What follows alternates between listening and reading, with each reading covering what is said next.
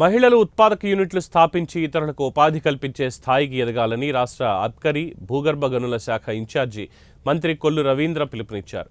అంతర్జాతీయ మహిళా దినోత్సవం సందర్భంగా పెంటకోట కన్వెన్షన్ హాల్లో మహిళా శిశు సంక్షేమ శాఖ ఆధ్వర్యంలో ఏర్పాటు చేసిన జిల్లా స్థాయి మహిళా దినోత్సవ కార్యక్రమానికి శాసనసభాపతి చింతకాయల అయ్యన్న పాత్రుడు, జిల్లా ఇన్ఛార్జి మంత్రి కొల్లు రవీంద్ర, పార్లమెంటు సభ్యులు సీఎం రమేష్, జిల్లా collector Vijayakrishnan, joint collector M Jahnavi, వివిధ కార్పొరేషన్ల చైర్మన్లు, శాసనసభ్యులు హాజరయ్యారు.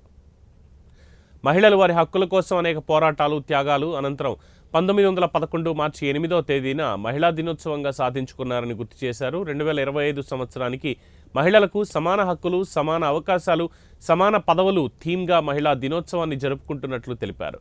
ప్రతి ఇంటిలో కుటుంబాన్ని తీర్చిదిద్దేది మహిళేనని ఆయన తెలిపారు. నేటి అనేక దేశాల్లో మహిళలకు సరైన హక్కులు లేవని ఈ సందర్భంగా ఆయన ప్రస్తావించారు.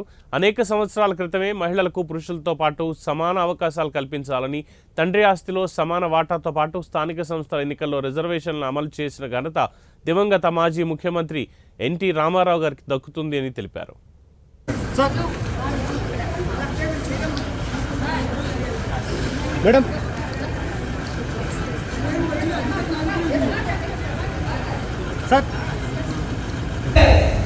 ఎక్కువ నంబర్లో వచ్చి మాతో సెలబ్రేట్